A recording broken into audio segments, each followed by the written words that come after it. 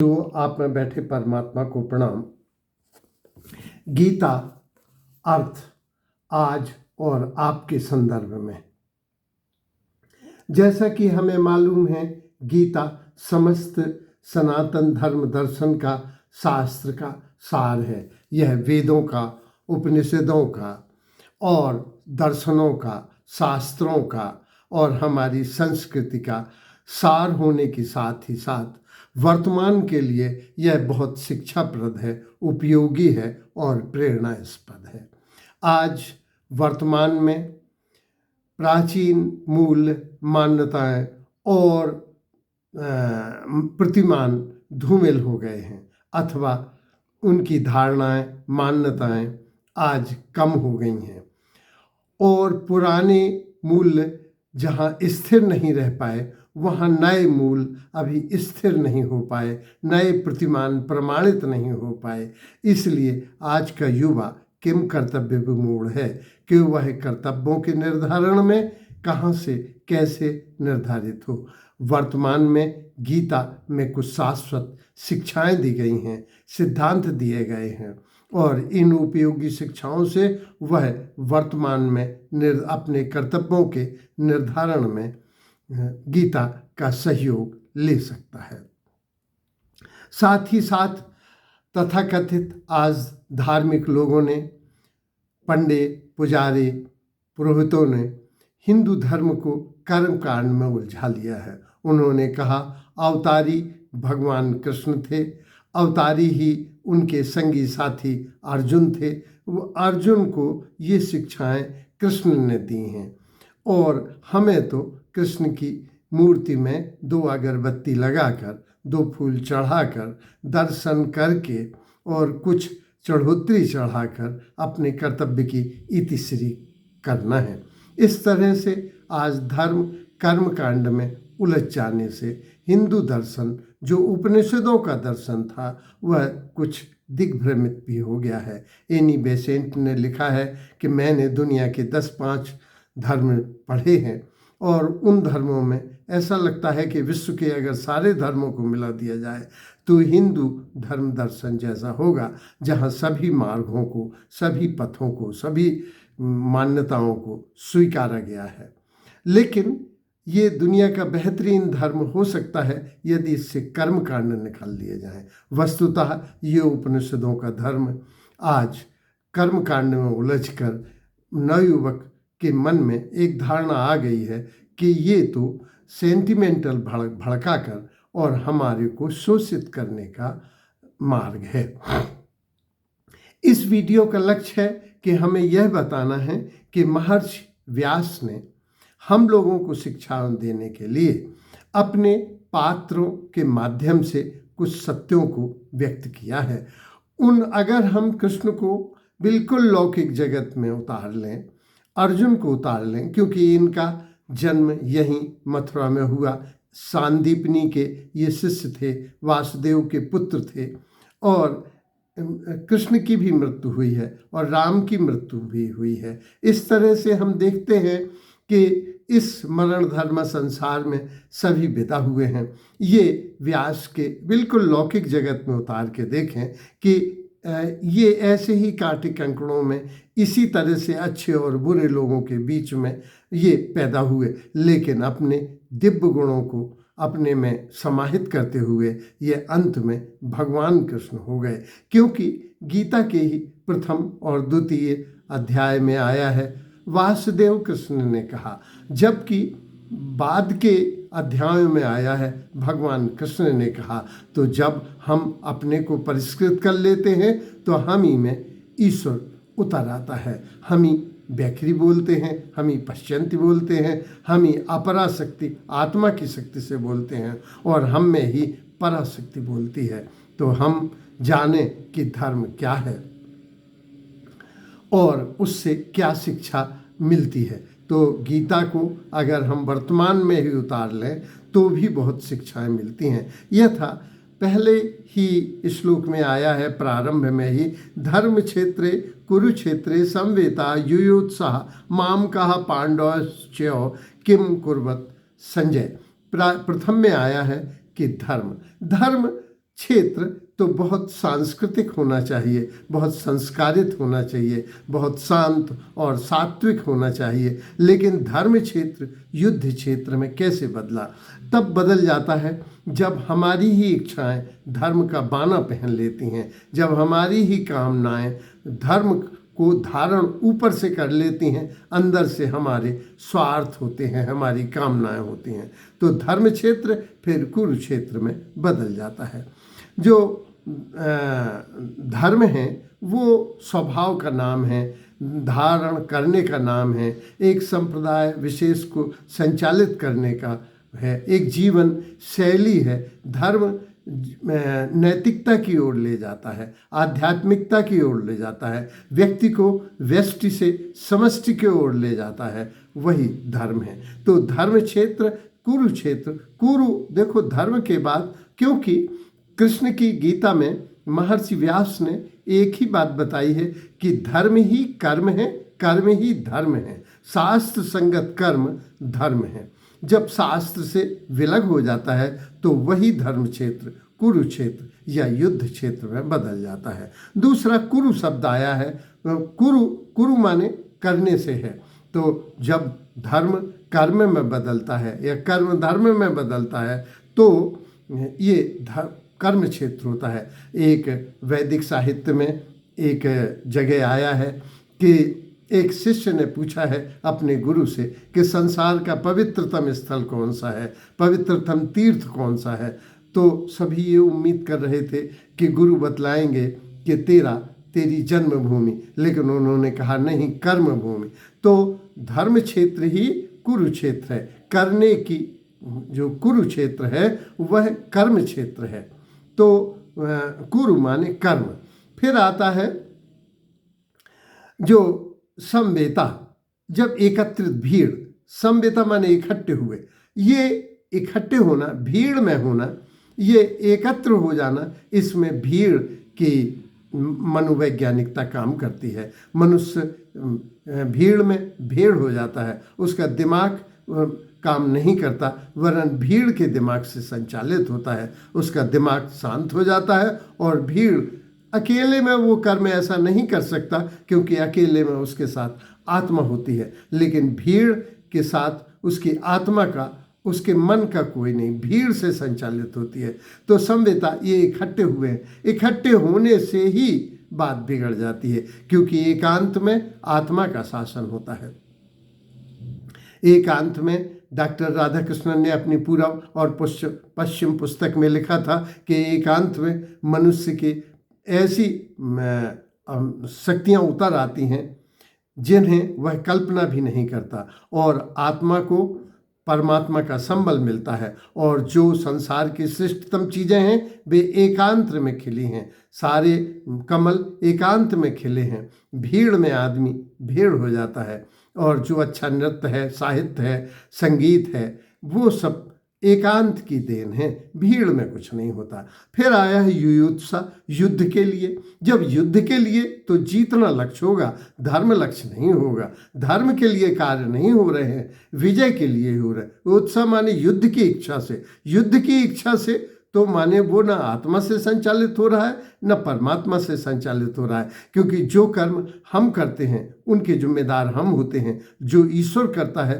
वो अपने ऊपर लेता है। तो हमको एज ए टूल होना चाहिए, हमको एज ए यंत्र होना चाहिए, ईश्वर की इच्छा से ही संचालित होना चाहिए। फिर इसमें आया है माम का पांडवश्चैव किम कुर्वत संजय। माम का शब्द बहुत ही, माम का माने मेरे और पांडु के पुत्रों ने क्या किया, संजय से यह धृतराष्ट्र पूछ रहे हैं। तो मेरे, जबकि ये राजा थे धृतराष्ट्र, इनके तो प्रजा के पुत्र भी पुत्र थे, और जो सैनिक लड़ रहे थे वे सारे इनके पुत्र थे, और छोटे भाई का पुत्र भी पुत्र था। तो ये बड़े भाई होने पर भी कहते हैं कि मेरे और पांडु के पुत्र ने क्या किया। तो ये मेरे ही माया है, मैं और मोर, तू और तोर, माया, यही माया है, यही मोह है। मोह जो है अविवेकपूर्ण लगाव को, आप अविवेकपूर्ण जुड़ाव को, अविवेकपूर्ण कर्म को माया कहते हैं। और ये मैं और मेरा जो बहुत झूठा है, यही अहंकार है। ये अहंकार दुख का कारण है। उपजय बहुसूला, इससे बहुत से सूलों की उत्पत्ति होती है। तो माम का शब्द इसमें जो शब्द आया है, यही इसके युद्ध का कारण है। फिर आया है संजय। संजय के ऊपर बहुत से लोगों को संदेह होता है कि इसे दिव्य दृष्टि कैसे प्राप्त हुई। तो जो श्रेष्ठ लोग होते हैं वो सजा दूसरों के हाथों से दिलाते हैं और वरदान स्वयं प्राप्त करते हैं, या वरदान स्वयं देते हैं, या पारितोषक स्वयं देते हैं। लेकिन जो मूर्ख लोग होते हैं वे वरदान को भी, इनके पिता पारसर आए थे और वो इन्हें दिव्य दृष्टि देना चाहते थे, तो उन्होंने कहा कि आप संजय को दे दें। तो संजय को तो संग साथ का लाभ मिला, दिव्य दृष्टि प्राप्त हुई, लेकिन धृतराष्ट्र को प्राप्त नहीं हुई। यही बुद्धिमान का और मूर्ख का प्रमाण है कि धृतराष्ट्र आँखों से ही अंधे नहीं थे, इनके अंतर्चक्षु से भी ये अंधे थे। और संजय को श्रेष्ठ संग साथ का लाभ प्राप्त हुआ। संजय पर बहुत से संदेह होते हैं कि क्या दिव्य दृष्टि होती है। तो योग में ये कहा गया है कि ये शक्तियाँ अगर विकसित कर ली जाए तो योग से व्यक्ति दूसरे स्थानों पर, दूसरों पर सुन सकता है, उसके बड़े परिणाम होते हैं। दूसरा, आज हमें संजय पर संदेह करने की ज़रूरत नहीं, क्योंकि इंग्लैंड में मैच हो रहा है और इंडिया में उसको देखा जा रहा है। हम सभी आज टीवी का सुख उठा रहे हैं। तो इसमें जो आया है कि इससे ये शिक्षा मिलती है कि हम मैं और मेरे से बाहर आए, हम अहंकार से, माया से, मोह से बाहर आए और निष्पक्ष, नियमबद्ध, न्याय संगत कर्म करें। अगर धृतराष्ट्र ऐसा कर सकता तो वह युद्ध की विभीषिका से बच सकता था। दूसरा श्लोक में आया है, दृष्टा तू पांडवा नीकम व्यूढ़ दुर्योधना।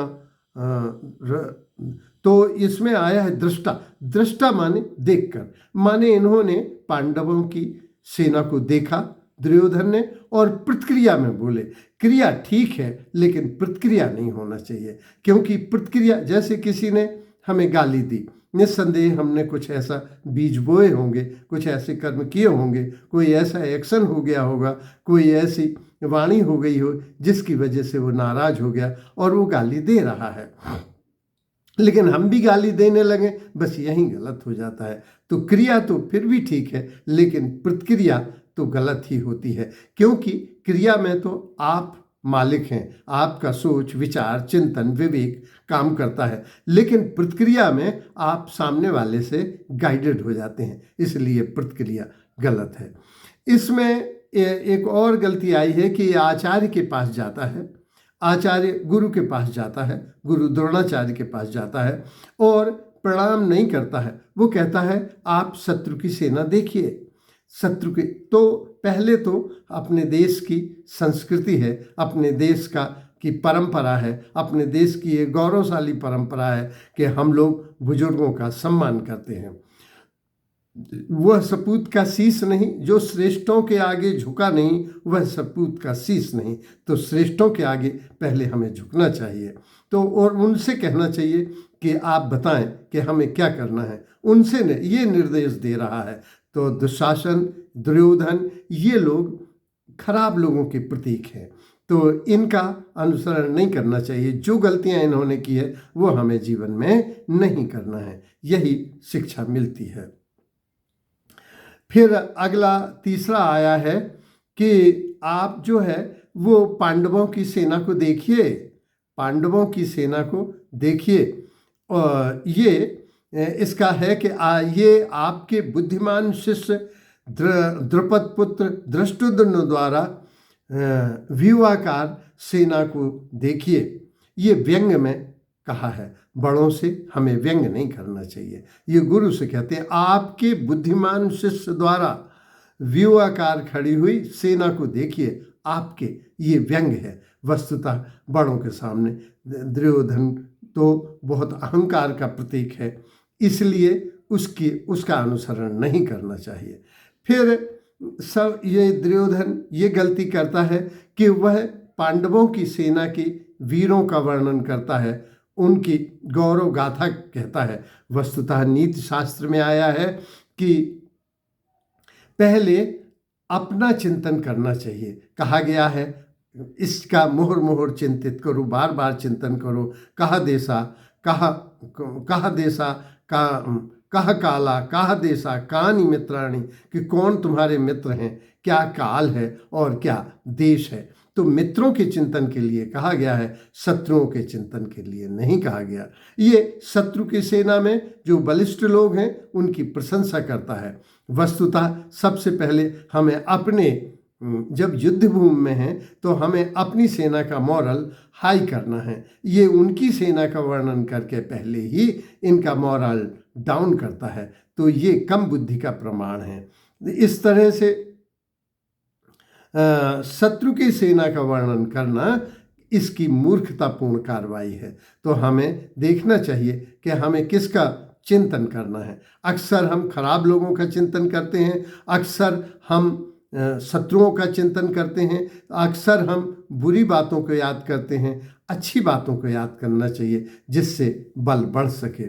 इसके बाद जो अगला दोहा आया, अगला श्लोक आया है, उसमें आया है कि उसके पास बहुत घमंड है। वो कहता है कि हमारी सेना भीष्म पितामह के द्वारा संरक्षित है और शत्रु की सेना भीम द्वारा। भीम को वो केंद्र मानता है। वस्तुतः जिसके पास बल अधिक है, बुद्धि कम है, वही युद्ध में उतरेगा। इसलिए इस समय भीम और दुर्योधन दोनों ही युद्ध के लिए उतर रहे हैं। और ये सबसे पहले भीम का वर्णन करता है, सेनाओं का वर्णन करता है। इससे ये पता लगता है कि ये बहुत आश्वस्त है जीत के प्रति, क्योंकि इसके पास कृष्ण की सेना थी। भीष्म पिता अजेय मृत्यु को प्राप्त, इच्छा मृत्यु को प्राप्त भीष्म पितामह थे, कर्ण जैसा साथी था, तो बहुत ओवर कॉन्फिडेंस भी हरा देता है। और जो भीम और दुर्योधन दोनों बल में अधिक हैं और बुद्धि में कम हैं। वस्तुतः हम अपने जैसा ही दूसरे को जानते हैं, मानते हैं, लेकिन बीच में जो दैवीय शक्तियां हैं वो उपेक्षा कर देते हैं।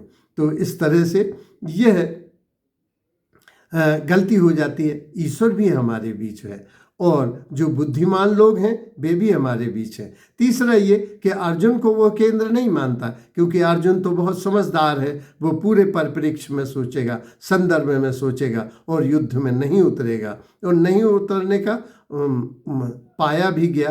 पहले ही अध्याय के अंत में वह धनुष बाण रख के हताश हो जाता है, निराश हो जाता है। वो तो कृष्ण उसे उत्साहित करते हैं और बताते हैं कि तुम एज ए टूल काम करो। तो हमें भगवान की बांसुरी हो जाना है। हमसे जो राग निकले वो ईश्वर का ही निकले। इस तरह से भगवान की जय हो।